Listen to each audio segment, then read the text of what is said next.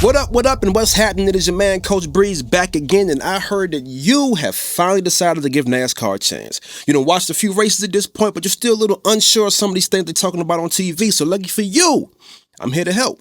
This is NASCAR Terms for Beginners, Part 2. Now, in lesson number 1, we talked about all the different flags in NASCAR. We talked about drafting, bump drafting, and we talked about the pit crew and some of their job functions. However, I did leave out one vital part of every NASCAR pit crew. So turn number 1 for lesson 2 is the spotter. So in NASCAR, your spotter's job is pretty simple. Simple to explain, not easy to do. Let's not get too confused. Your spotter's job is to pretty much be your eyes and ears when you cannot see or otherwise communicate, right? So they sit at the highest point of the racetrack, typically above the stands, grandstands, booths, suites, and everything. And while they're up there with spotters for other teams, they can definitely help in communication as far as, helping, schedule and kind of plan out pit sequences and on tracks that are drafting, kind of help, find someone to help push you. But otherwise, their primary job function is to be the driver's eyes in blind spots. So while every car or truck has a rear view mirror, obviously you'd rather be looking forward than in your mirror. Most cars have the option of running a rear view camera, which looks like the backup camera in my car, your car. But unlike our street cars, NASCAR cars do not have side view mirrors to aid in moving from left to right. So you'll hear the spotter use terms like high or low to tell you if there's a car to your right or to your left. They'll tell you how far behind a car you may be. They'll tell you how far behind a car is from you. You'll hear terms like clear to tell you that it's okay for you to move from left to right into a lane, because obviously you don't want to move into a lane and a car is there. You'll hit that car and both of y'all will probably end up spinning and or in the wall wrecked, and your day is done. And lastly, your spotter can also help with getting on and off of pit road as far as managing your speeds as well as the cars around you coming and going. So spotters pretty much to be your eyes and ears when you cannot see or otherwise communicate. Spotter. Term number 2, you'll hear this a lot, dirty air.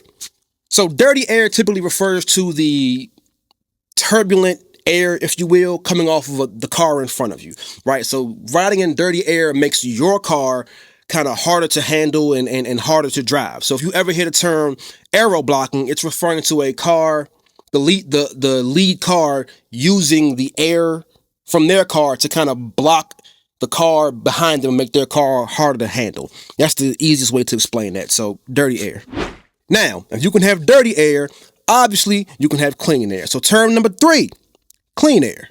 Now, for the most part, the only car that gets truly clean air is whatever car is leading the race or leading the pack. On bigger tracks where they have multiple racing lanes, you'll see, multiple cars kind of leading their own lane. Those are the cars getting clean air because there's no car in front of them to give them dirty air or to impede the clean air that they're receiving. So, clean air. Term number 4, the groove.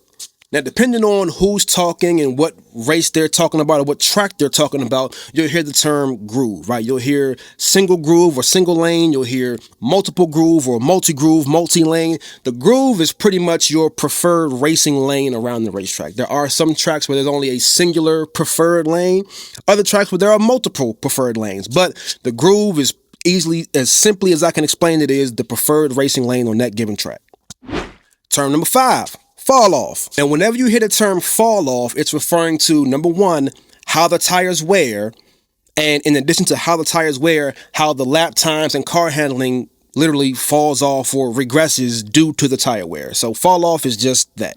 So we just talked about tire fall off, right? So term number 6, the marbles. So once the tires begin to wear, some of that rubber gets laid onto the racetrack, which aids in the grip and the racing line of the racetrack. However, other parts of the rubber kind of chunk up and fall off, and they look like this, right? These little chunks and pieces are referred to as the marbles. I'm going to tell you why. Now, once those little chunks begin to fall off, they tend to end up in the higher and lower lanes of the racetrack that are not being raced on. They're referred to as the marbles because if and when they become those little chunks and a car runs through it on hot tires, it then gets very slick and slippery. So if you could think of like a cartoon character stepping on marbles and slipping and falling, think of a race car doing that, running through those marbles. That's where the term marbles comes from. And lastly, this term you'll probably hear pretty much every week. It's the lucky dog.